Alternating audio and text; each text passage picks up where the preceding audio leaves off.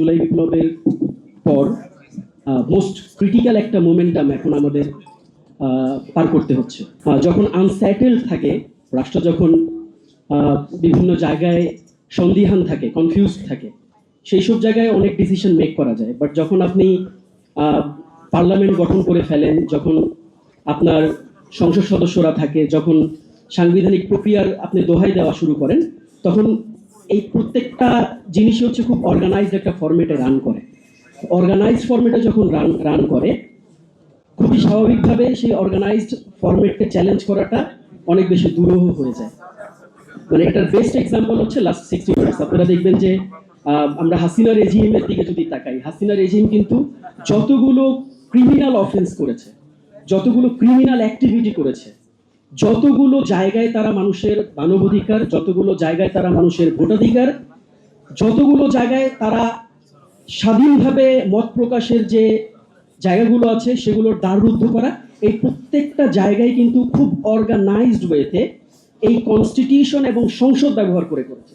আমাদের এই দুইটা দৃশ্যের মধ্যে, আমাদের এই প্যারালাল দুইটা দৃশ্যের মধ্যে আসলে কম্পারিজনটা ডেভেলপ করা জরুরি। আমরা ঠিক কোন জায়গাটা থেকে আমরা কথা বলছি, ঠিক কোন পয়েন্টে এসে আমরা উপনীত হয়েছি। আজকে যদি আমরা দাঁড়াই ঠিক এই কথাটা বলি যে অর্গানাইজড ক্রাইম বা অর্গানাইজড অফেন্স বা একটা অর্গানাইজড ওয়েতে মানুষের মতাধিকার বা মানুষের ভোটাধিকার এগুলো খর্ব করার একটা প্রক্রিয়া, যেটার দ্বিতীয় ধাপ সেটা কিন্তু এখন চলমান হয়েছে।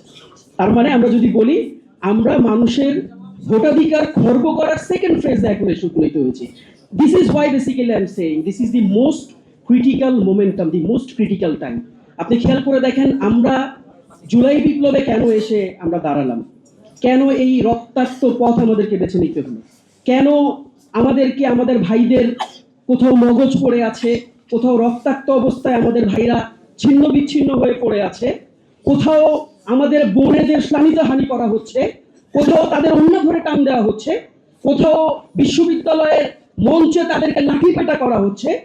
ঠিক এই জায়গা থেকে কোন দাবিটা নিয়ে আমরা রাজপথে নামলাম? কোন দাবিটা ছিল আসলে? সেটা ছিল মুক্তির দাবি, সেটা ছিল নতুন একটা বাংলাদেশের দাবি। দেখেন এখন এই নতুন বাংলাদেশ যখন আমরা বলি, তখন কিন্তু আবার আমাদেরকে প্যারালাল করে দেওয়া যে আপনারা কি নতুন বাংলাদেশ বলতে ৭১কে আপনারা কি অস্বীকার করছেন? No, never. আমরা ঠিক কোনো পয়েন্টে এসে, কোথাও এসে আমরা ৭১কে ডিনাই করি নাই, কিন্তু ৭১-এর যে স্পৃহা ছিল, যে স্পিরিট ছিল, ৭১ যে কারণে সংগঠিত হয়েছিল, যেই ইন্ডিপেন্ডেন্সিটা আমাদের সাধারণ মানুষের এনজয় করার কথা ছিল, সেটা কি আমরা বিগত সময় করেছি? সেটা করিনি বলে আমরা নতুন বাংলাদেশের কথা বলছি। দ্যাট মিনস ৭১-এর স্পিরিটকে আমরা ধারণ করতে পারি নাই। ৭১-এর যে আউটকামকে, ওই আউটকামকে, পিপলস উইলকে আমরা আসলে এস্টাবলিশ করতে পারি নাই। সেটার মোমেন্টাম আসলে জুলাই এনে দিয়েছিল। সেই মোমেন্টাম থেকে কিন্তু আমরা আজকে এখানে এসে উপনীত হয়েছি। আজকে আমরা নতুন নতুন রেটোরিক শুনি, আজকে আমরা সংসদের দিকে তাকালে আমরা দেখি যে নতুন আইন, নতুন সংবিধান, নতুন নতুন গল্প। মানে এটাকে আমি জানি না ঠিক কিভাবে ব্যাখ্যা করা যায়। ধরেন একদিন আগে আপনার সবকিছু মনে ছিল, একদিন আগে আপনি সবকিছু জানতেন, একদিন আগে আপনি ভোট চাইলেন, একদিন আগে আপনি মানুষের দোরগোড়ায় গিয়ে বললেন গণভোট সবকিছুকে সুপারসিড করবে। এটা সালাউদ্দিন ভাইয়ের বক্তব্য। আজকে সময় স্বল্পতা আছে, আমি বক্তব্যটা শোনাতাম আপনাদেরকে।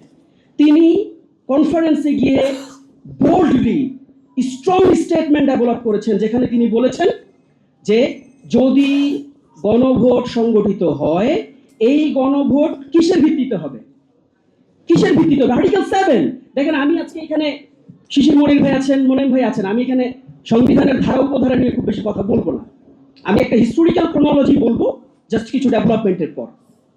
তো আর্টিকেল 7 কি করে আসলে? আমাদের জনরায়ের বা জন আকাঙ্ক্ষার ভিত্তি, সেই ভিত্তির কথা বলে article 7।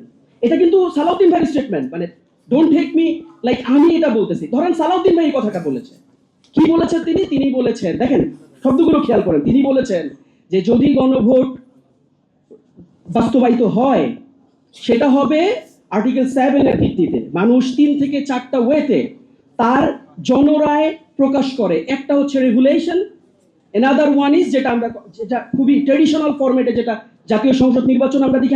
another format is the most important format, যেটাকে আমরা রেফারেন্ডাম বলি। আপনি বিশ্বের যে কোনো ইতিহাসের দিকে তাকান, আজকে ইরান নিয়ে আমরা কত কথা বলি, আপনি ইরান দেখেন, ইরান যখন বিপ্লব সংঘটিত হলো ইরানে, ইরান ব্যাক টু ব্যাক 3টা রেফারেন্ডাম করেছে।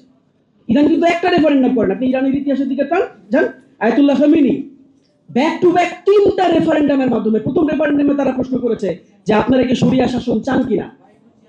মোর দ্যান 90% পিপল সেখানে বলেছে যে আমরা শরিয়া শাসন চাই। তারপর তারা তাদের কনস্টিটিউশনের উপর রেফারেন্ডাম করেছে।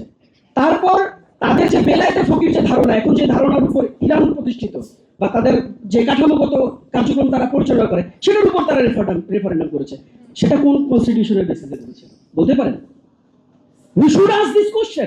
This is the high time. এই প্রশ্নগুলো আমাদের উত্থাপন করতে হবে। আমি কিছু হিস্টোরিক্যাল ক্রোনোলজি বলবো।